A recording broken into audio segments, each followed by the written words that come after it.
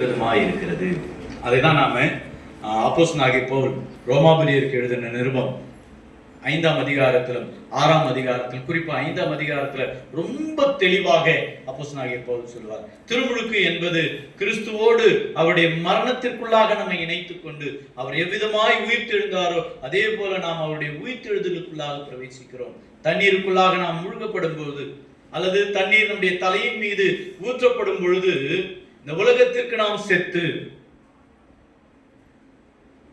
அவருடைய அடையாளத்தை நம்முடைய நெற்றியிலே வரையும் பொழுது நாம் கிறிஸ்துவுக்கு என்று இந்த உலகத்திலே உயிர்ப்பிக்கப்படுகிறோம். ஆமென். இது திருமுழுக்கு. It is a permanent spiritual mark in Christ.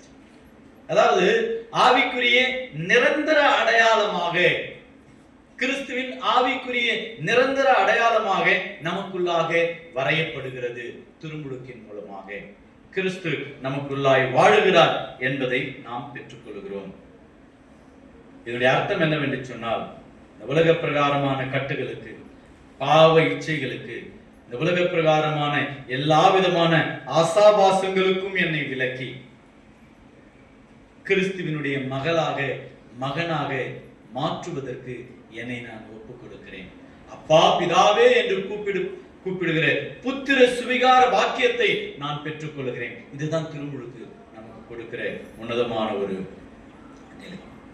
இந்த நிலையின் மூலமாக அல்லது இந்த திருமுழுக்கின் மூலமாக நாம் புதிய அடையாளத்தை நாம் பெற்றுக் கொள்கிறோம். அந்த புதிய அடையாளம் என்ன? நாம் வாசித்த முதலாவது திருமுறை பாடம் ஆதியாகமத்தின் புத்தகம் 11ஆம் அதிகாரம் 7ஆம் வசனத்திலிருந்து 24ஆம் வசனம் வரைக்கும் படிச்சோங்க. ஆனால் அது அங்கே நிற்கிறதில்லை. அதை தொடர்ந்து 12ஆம் அதிகாரம் வரைக்கும் வந்தாதான் நாம் ஏன் இந்த வசனத்தை படிச்சோம், அதுவும் இன்னைக்கு உடைய வசனத்தை நாம ஏன் இதை படிச்சோம். ஏன்னா திருமுழுக்குக்கு அதுல ஒண்ணுமே இல்லை. பாஷைகள் உடைக்கப்படுகிறது, அவங்க அங்கங்க போயிடுறாங்க. திருமுழுக்கு என்பது it is a beginning of a new journey. திருமுழுக்கு என்பது ஒரு புதிய பயணத்தின் தொடக்கமாய் இருக்கிறது. திருமுழுக்கின் மூலமாக ஒவ்வொருவரும் இந்த உலகத்திற்கு சொல்லுகிறதான காரியம், இனி நான் அல்ல, இயேசு கிறிஸ்துவுக்குள்ளாய் புதியவளாக மாற்றப்படுகிறேன். அப்படின்னா என்ன அர்த்தம்? எனக்கு உண்டான எல்லாவற்றையும் புறந்தள்ளி, குறிப்பாக ஆபிரகாமையும் அவருடைய தகப்பனாகிய தேராகியும் கடவுள் அழைக்கிறார். ஊர் தேசத்திலிருந்து அவங்க பிரயாணப்பட்டு வராங்க. தவிர்க்க முடியாத காரணத்தினால என்ன பிரச்சனை வந்ததுன்னு தெரியல, அவங்க ஒரு இடத்துல செட்டில் ஆயிடுறாங்க. அங்கிருந்து ஆபிரகாமை கடவுள் அழைக்கிறார். ஆபிரகாமே, நான் சொல்லுகிற இடத்திற்கு நீ போ அப்படின்னு சொல்லும் பொழுது ஆபிரகாம் தனக்கு உண்டான எல்லாத்தையும் மூட்டை முடிச்சு கட்டிக்கிட்டு வரார். அப்படித்தானே? அப்படிங்களா? எல்லாத்தையும் விட்டுட்டு வா அப்படின்னு தானே கடவுள் சொல்றாரு. அது கொஞ்சம் படிங்களேன்.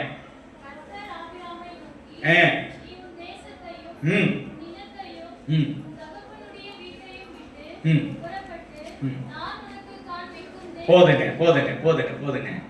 உன் தேசத்தையும் உன் இனத்தையும் உன் தகப்பனையும் உன் வீட்டையும் உனக்கு இருக்கிற எல்லாத்தையும் விட்டுட்டு போ. விற்று எடுத்துக்கொண்டு போன்னு சொல்லலைங்க.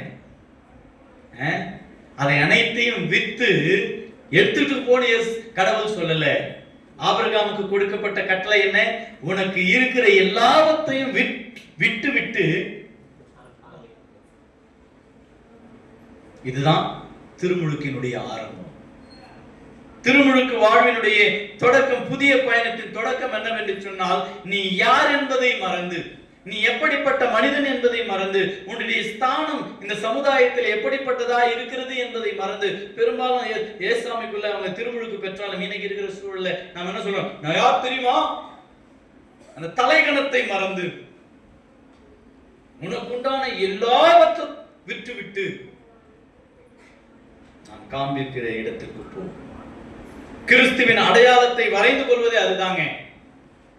உனக்குண்டான எல்லாவற்றையும் விட்டு இயேசுவை பின்தொடர்ந்து வா.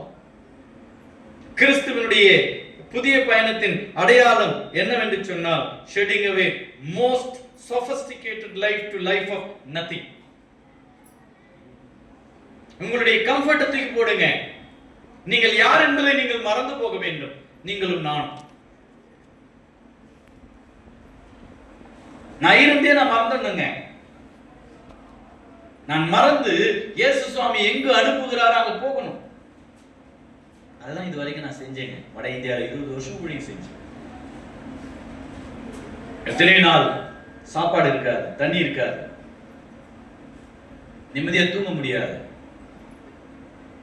பஸ்ல போறது கூட காசு இருக்காதுங்க, சாப்பாட்டுக்கு இருக்காது. திடீர்னு யாராச்சும் ஒருத்தர் ஒரு 10 ரூபாய் கொடுத்தா போதும், 3 நாளைக்கு உண்டான சாப்பாடு. அது என்ன, வெறும் 10 ரூபாய்.